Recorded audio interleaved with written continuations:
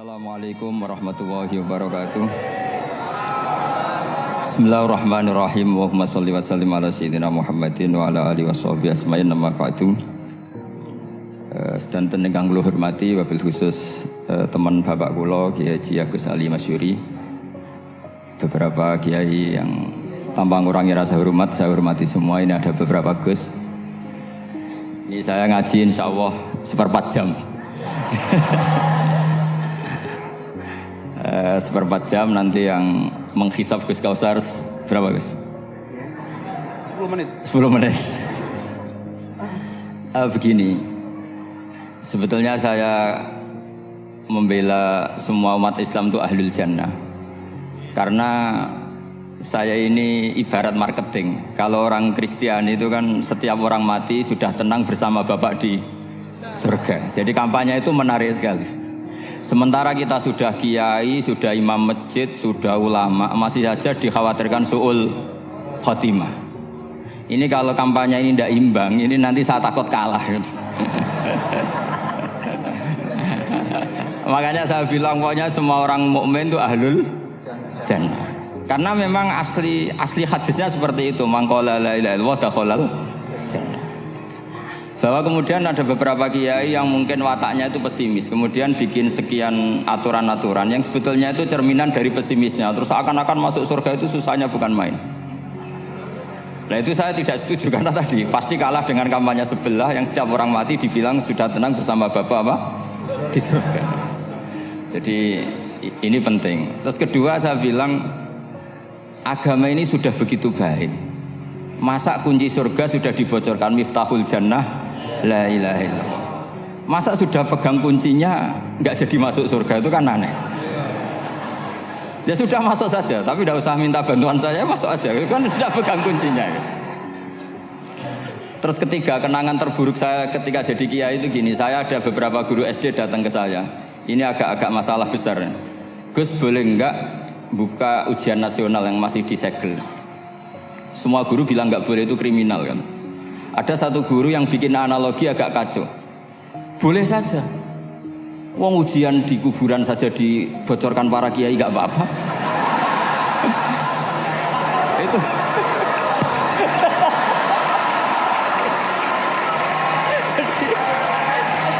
Tapi ini kriminal ya. Perhatian kepada kiai, nggak boleh memukul pemateri.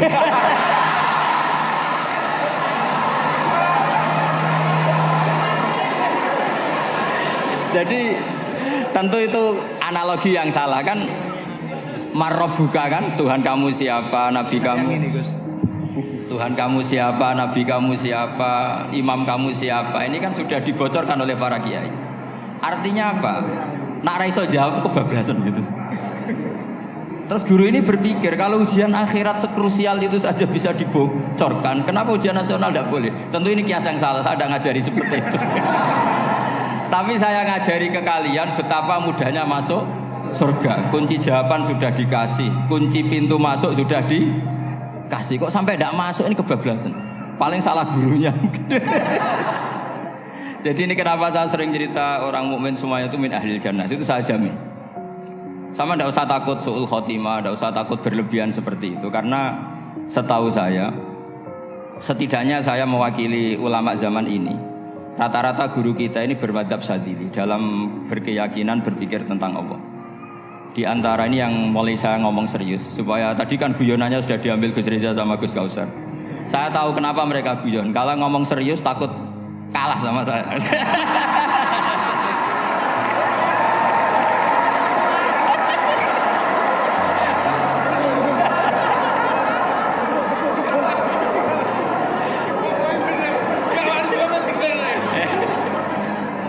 Karena saya ini sudah terkenal pemikir serius, jadi artinya itu satu kepintaran mengalihkan.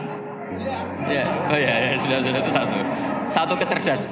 Tidak hanya ngalim tapi betul cerdas. Betul cerdas. Jadi itu bukti beliau-beliau ini cerdas itu. Saya berpikir begini, ini madhab Syadzili. Kita semua tentu Syadzili karena kita semua ngaji kitab hikam. Kita tahu kitab hikam itu muridnya Abul Abbas Al-Mursi. Abul Abbas Al-Mursi muridnya Syekh Abil Hasan apa? Asy-Syadzili. Saya masih ingat betul makalah itu dan saya ulang-ulang. Setiap saya ngajar di sarang saya ajarkan itu. Kilali kata Abdul Hasan As-Sadili, saya pernah dapat hatif, dapat semacam ilham. Apa makna min syarril waswasil khannas? Itu kata beliau dijawab oleh hatif itu. Hatif itu nggak perlu diterjemah tadi ada karena tadi diajarin itu. Apa yang dihidupkan itu nggak perlu dijelaskan. kata hatif tadi, waswasun yadkhulu bainaka wa baina habibika. Yunsika altofahu alhasanah wa yudzakiruka af'alaka asayya wa yukassiru indaka dzatas shimal wa yuqallilu indaka dzatal yamin liya'dila bika an husni dzanni billah ila su'i dzanni billah. Jadi yang dikatakan waswas adalah kamu digiring untuk hanya ingat sisi-sisi kamu yang negatif, dilupakan bahwa Anda punya sisi-sisi yang positif. Misalnya seperti ini, mungkin secara fikih tadi banser-banser tegas, wah ini masalah lelaki perempuan dipisahkan gini-gini. Tapi kenapa Ghazali bilang ya sudah gini gak apa-apa. Sebetulnya ada rukhsah itu karena ini di depan umum. Yang paling pantangan Nabi itu la yakhluwanna rajulun bimra'atin. Ini ada yang menjaminnya gitu. Malah khawatir saya di sini dipisah tapi setelah berduaan nggak bisa. Jadi toleransinya karena ini di depan umum itu masih ada toleransinya. La yakhluwanna rajulun bimra'atin. Begitu juga ketika kita dosa, misalnya kita dosa. Orang Islam setiap dosa itu pasti ingat salahnya, kemudian istighfar. Dan ketika satu kebaikan dibandingkan keburukan, itu kata semua ulama, karena sayyi'ah itu bernilai 1, kebaikan bernilai apa? 10. Itu masih surplus berapa? 9. Jadi itu cara berpikir Abdul Hasan As-Sadili. Kenapa kamu harus berpikir positif tentang Tuhan? Sekali berpikir tentang negatif itu bahaya betul. Misalnya begini, kamu berpikir tak rewangi jadi kiai, sujud, rukuk, ternyata aku tetap lebu neraka. Gunane apa? Itu menurut saya kan nggak punya akal. Sujud itu satu kelaziman menghamba kepada Allah. Normalnya seorang hamba itu ya sujud. Kemudian gara-gara kamu ingin masuk surga, terus logika kamu dibalik. Gunanya apa saya sujud? Ternyata saya masuk neraka. Itu pertanyaan yang benar-benar bodoh dan itu menjadikan Allah benci. Logikanya dibalik begini. Ini saya ngomong serius karena ini bentuk kemenangan saya ini bentuk kemenangan saya. Saya berkali-kali ngomong di kota pelajar di Jogja karena banyak pengujinya juga. Bukan sekedar pendamping tapi penguji. Banyak yang profesor, bukan sekedar dokter, banyak yang profesor. Jadi biar ini dok. Begini, saya pernah ditanya sama seorang dosen, Gus, saya ini ngaji hadis banyak, tapi ada yang saya tidak paham, yaitu mangqala la ilaha illallah dakhalal jannah, ada kalimat wa in zana wa in saraka. Meskipun pernah zina, pernah maling. Ini kan seakan-akan mentoleransi perzinaan dan pemalingan. Terus saya bilang, oh makna hadis itu seperti ini. Jadi kebenaran absolut, kebenaran yang mutlak itu tidak akan terganggu oleh status perilaku seseorang. Saya berkali-kali memberi contoh. Orang yang ditangkap KPK akan bilang 1 tambah 1 2. KPK-nya juga bilang 2. Rivalitas dalam politik, Pak Prabowo ya bilang 2, Pak Jokowi juga bilang 2. Orang yang zaniyah, yang lonte pun akan bilang 2. Muftinya juga bilang 2. Ketua MUI-nya juga bilang 2. Artinya gini, kebenaran yang absolut adalah kebenaran yang siapapun akan meyakini seperti itu. Seperti 1 ditambah 1, 2. Kamu punya musuh bilang 2. Kalau ibu-ibu ini punya maru ya marunya bilang 2 tadi tambah mama. Enggak tahu saya terjemahnya apa tadi. Nah, kebenaran yang absolut itu kebenaran yang siapapun pasti mengakui. Dan uniknya begini, saya pernah ngaji acara himmah, acara pondok sarang di Demak. Kalau kamu bilang 1 ditambah 1 menjadi 2, untuk mengatakan 2 itu kamu butuh hadiah enggak? Mereka semua jawab enggak. Kita semua enjoy saja mengatakan tembok itu putih. Kenapa? Karena memang putih. Kita mengatakan 1 tambah 1 2 karena memang kita tanpa presentasi dapat hadiah, dapat penghormatan. Kenapa untuk mengatakan Allah itu Tuhan kita butuh surga? Memangnya kalau tidak ada surga Allah tidak jadi Tuhan? Ini problem orang soleh-soleh yang terlalu pesimis. Makanya nanti orang-orang soleh itu masuk surganya berat. Tapi kalau orang alim lebih gampang kira-kira seperti itu. Iya, karena kan imannya lebih bagus. Dalam hadis qudsi Allah ini yang dibuli orang-orang soleh. Laulam akhluk jannatan wala naron alam akun ahlan an uto'ah. Dalam hadis qudsi itu. Kalau saja saya tidak menciptakan surga dan neraka, apa saya tidak jadi Tuhan yang perlu ditaati? Apa kalau kamu tidak saya kasih uang 1 juta terus bilang 1 tambah 1 11? Enggak kan? Tetap bilang berapa? 2. Kalau kebenaran absolut yang 1 tambah 1 kamu bilang 2 meskipun tanpa mendapat hadiah. Kenapa untuk bilang Allah Tuhan kamu butuh hadiah surga? Itu kan serai ikhlas belas. Makanya saya terus mengajarkan ikhlas. Ikhlas itu bisa dilatih dengan akal, dengan pikiran, bil ilmi lah. Harus dilatih. Nah di sini ini momen atau makna yang mestinya harus difahami wa inzana bahwa kalimat ini sah meskipun dilafadzkan seorang yang pernah zina. Sama seperti 1 tambah 1 2 sah, diucapkan siapa saja sah. Dan siapapun akan mengucapkan itu secara ikhlas. Ini penting saya utarakan. Sehingga setelah ada firqah-firqah takfiri yang mengatakan orang megang keris itu syirik, ke kuburan syirik, ini syirik. Itu salah besar. Salahnya adalah tadi kalimat-kalimat atau kebenaran-kebenaran absolut ini sudah jadi sibghatullah man ahsanu minallahi sibghah. Kalimat ini begitu absolut di hatinya orang mukmin. Sehingga ketika terganggu oleh hal-hal yang adat istiadat kayak pegang keris, kayak apa, ini tidak mengganggu. Tetap kualitas iman ini di atas keyakinan adat membawa apa keris.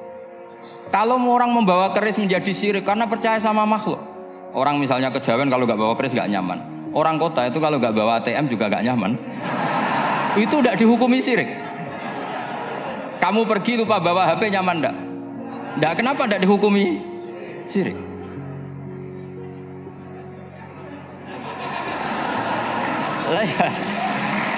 Jadi ini logika. Jadi makanya ini Gus Reza boleh ngeritik saya. Saya tuh berkali-kali bilang, saya termasuk ulama yang mau bikin gerakan cangkem elek. Karena nanti kalau saya nisbatkan ke Rasulullah itu tidak pantas, karena Nabi ahsanan nasi khalqau wa khuluqa. Tapi saya siap jadi bempernya Rasulullah Shallallahu Alaihi Wasallam. Pernah ada diskusi di Jakarta, ini kisah nyata. Apa dalilnya setelah sholat salaman? Mana hadisnya? Itu dijawab hadisnya tentu kita kesulitan. Kalaupun ada hadisnya dhaif semua yang masalah musafahah. Akhirnya mau tidak mau dijawab pakai cangkem elek. Boleh nggak kamu setelah salam nyalain HP yang off? Boleh. Boleh nggak ke kamar mandi? Boleh. Oh berarti kencing boleh, nyalain HP boleh. Yang nggak boleh itu ingat Allah. Karena mereka mengkritik wiridan, ngeritik salam. Akhirnya mikir deh. Ada nggak hadisnya orang setelah sholat nyalain HP? Nggak ada kan? Tapi mereka nyalain HP nggak hambatan. Tapi untuk salaman masalah kan? Ke kamar mandi boleh, tapi untuk wiridan enggak boleh. Akhirnya mereka sadar, oh iya. Lama-lama dibisi gini yang kelompok itu. Kamu itu korban aliran supaya kamu enggak ingat Allah, ingatnya HP-nya. Sehingga orang wiridan kamu kritik, orang nyalain HP enggak kamu kritik. Itu kelompok itu adalah kelompok orang-orang yang supaya orang Islam itu lupa Tuhannya. Itu gerakan cangkem elek, tapi jadikan orang sadar. Jadi ini penting. Jadi kalau kamu tidak bisa bela agama dengan jalan yang lurus karena tidak bakat gitu, nggak apa-apa pakai cangkem elek tadi. Karena nggak mungkin gerakan ini dinisbatkan kepada Rasulullah Shallallahu Alaihi Wasallam. Kalau soal sanad, saya punya sekian sanad tentang itu, tapi tidak usah kamu ikuti. Ada orang tanya, ya Pak Kiai kalau setan dibakar di neraka panasan enggak? Ya panasan. Lo kan setan dari api, ngapain harus panasan? Kan materinya sama. Terus Kak Kiai tadi gak kesulitan, dia ngambil pasir, disawur di wajahnya. Wah sakit Kiai, kamu kan dari tanah, kena tanah kok. Jadi itu ada sekian, artinya gini ya, kalau kesulitan jawab pakai baik-baik ya sudah pakai cangkem elek itu aja kan. Nah, tapi tentu kan gerakan ini tidak mungkin dinisbatkan kepada para nabi. Tapi saya pastikan meskipun nggak bisa dinisbatkan kepada para nabi dari segi cangkem elek tadi, tapi secara semangat itu sama. Saya punya sekian contoh. Bener Gus Rizal tadi gojok saya ngawur-ngawurnya itu masih punya sana. Itu pas saya ngawur pun masih punya apa? Sana. Nabi Ibrahim itu ketika faja'alahum judatan illa kabiralahum itu si berhala paling besar dikasih kapak. Ketika mereka geger, ini siapa yang berhala kecil? Kata mereka, sami'na fatay yadhkuruhum yuqalu lahu Ibrahim. Ya kira-kira Ibrahim lagi. Terus setelah Ibrahim didatangkan, siapa yang melakukan ini semua? Ini jawaban Nabi Ibrahim, bal fa'alahu kabiruhum hadza. Ya tanya yang bawa pedal, saya kan tidak bawa. Terus kata orang-orang, otak kamu itu di mana? Masa berhala disuruh nanya, kan nggak bisa ngomong. Ibrahim kembalikan, uffil lakum walima ta'buduna min dunillah. Lalu otak kamu di mana? Sudah tahu nggak bisa ngomong kok disembah gitu. Itu ada kata uffin loh. Uffin itu kalau diterjemah kira-kira ya agak-agak jancok gitu. Kira-kira ya kira-kira seperti itu. Jadi sekarang dalilnya jancuk apa Gus? Bahkan itu kan biasa kalau misalnya saya bilang sudah itu. Gimana? Jancuk itu dari daksu, dak tinggalkanlah suan perkara sing elek. Krono ilate wong Surabaya kakean rawon akhirnya ngomongnya jancuk.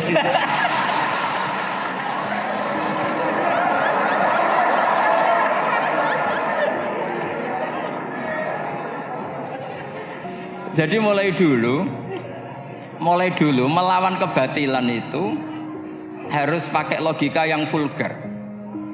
Karena memang nggak mungkin dengan bahasa-bahasa priayi itu nggak mungkin. Dan ini penting saya utarakan. Nah, kalau nanti nggak mungkin dinisbatkan kepada Rasul karena Nabi adalah ahsanan nasi khalqa wa khuluqa, kita yang ngambil alih saja. Gus Reza, saya, Gus Kaustan ini cara cangkem elek kan pantas. Luas. Selain bakat ya sudah natural. Karena memang itu cara kita menjelaskan kebenaran. Saya ulang lagi, itu cara kita menjelaskan apa? Kebenaran. Mau tidak mau.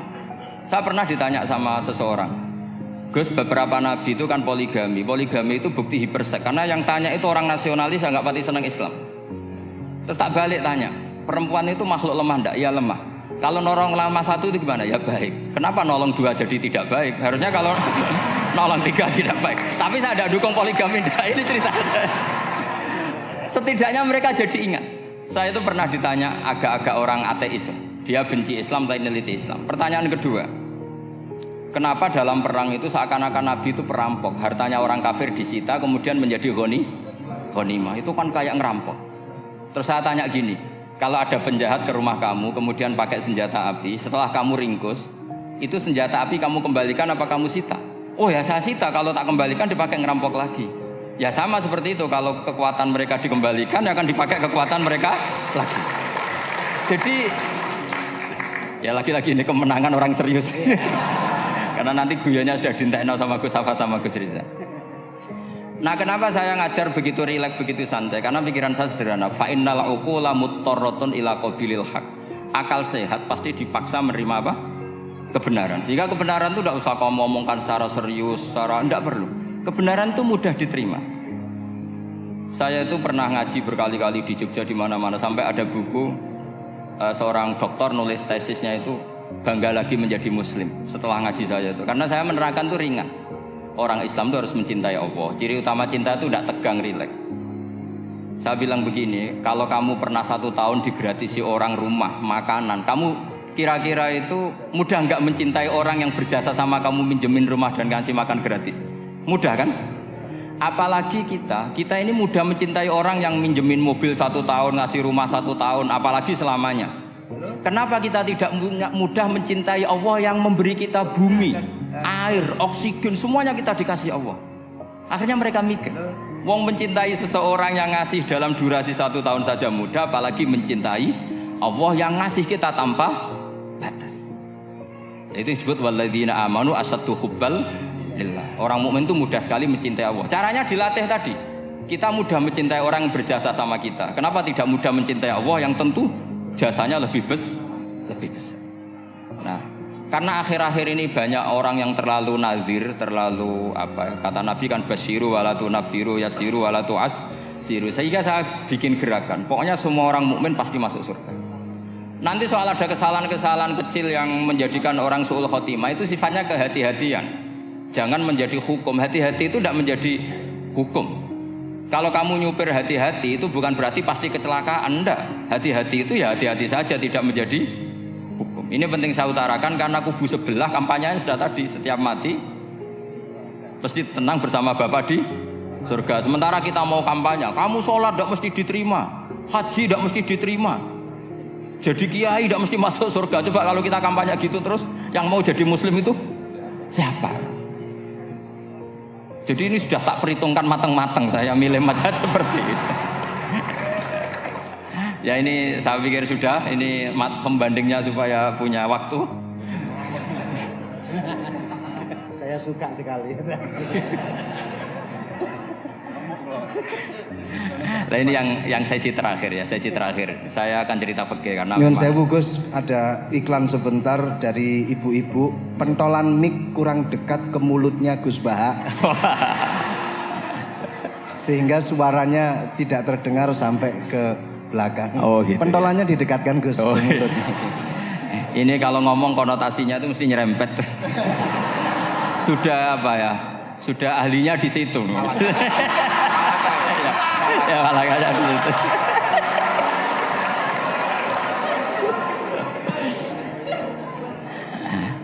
Dalam sesi terakhir saya cerita pentingnya pembanding. Imam Rafi'i itu yang ngarang kitab Muharrar. Kitab Muharrar ini adalah ringkasan dari kitab Al-Wasit. Al-Wasit itu karangannya Imam Ghazali. Al-Wasit sendiri ini khas ngaji NU karena NU maknanya Nahdlatul Ulama, gerakan para ulama. Jadi kalau nggak ngerti alim-alim seperti itu ya ada NU. Sebenarnya sampai itu pasnya Nahdlatul Ummah, gerakan umat. Tapi kan sudah jadi partai politik Nahdlatul Ummah. Karena yang katakan NU itu Nahdlatul Ulama, gerakannya para ulama.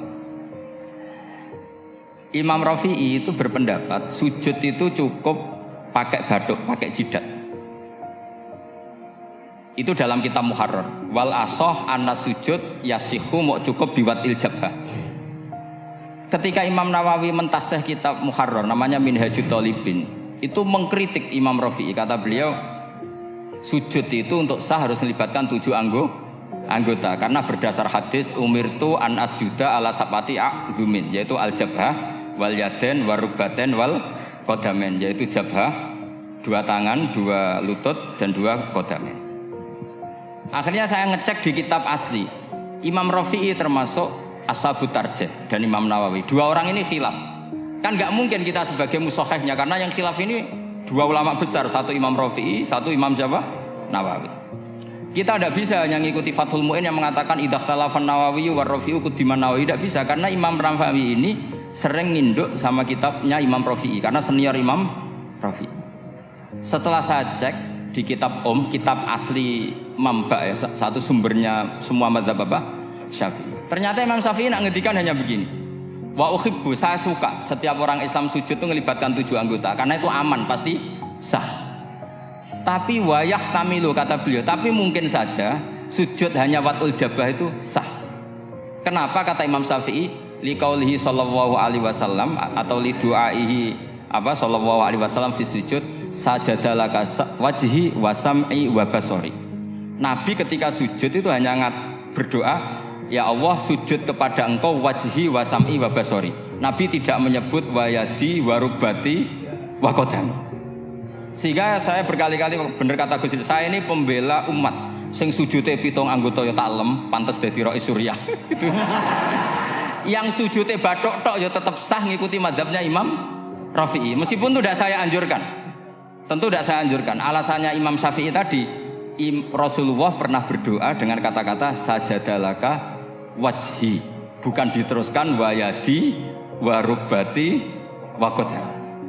Sehingga fal khilaf huna bakin ala khiddati kalau dalam bahasa fikih. Khilaf biar tetap sesuai aturan khilaf masing-masing. Enggak perlu kamu menggugurkan pendapat Rafi'i yang mengesahkan sujud hanya pakai jabah. Ini penting karena tadi seperti saya katakan, yang sujud anggota itu ya masuk swarga mergo pintere, sing nganggo bathuk tok yang mlebu swarga mergo gobloke tadi, karena aksaru ahlil jannah albul. Nah ini madhab saya. Jadi saya itu ingin umat Islam itu baik-baik saja. Madhabin jenengan. Ya. Karena tidak mungkin lah kita tidak bela Islam di zaman akhir, tidak mungkin kan tadi kubu sebelah kampanyenya sudah seperti itu. Kalau kita ngomong ikhtiyat, kiai ra mesti mlebu swarga, sing salat ngethuk ra mesti husnul khotimah. Wah kan jadi repot. Saya ini pengagum teori ikhlas. Dilatih bil ilmi, saya ulang lagi dilatih bil ilmi. Saya ini malu. Malunya tadi, saya mengatakan 1 tambah 1 2 itu meskipun tidak ada yang memberi hadiah tetap saya katakan 2. Saya mengatakan air itu dingin, tidak ada yang ngasih hadiah, saya akan bilang kalau air itu dingin, kalau api itu panas. Untuk hakikat-hakikat seperti itu saja saya jujur tanpa ingin imbalan. Tapi ketika hakikat mengenai Allah kok saya minta imbalan surga dan neraka, ini apa-apaan? Kira-kira gitulah, Rois Suriah macam apa gitu.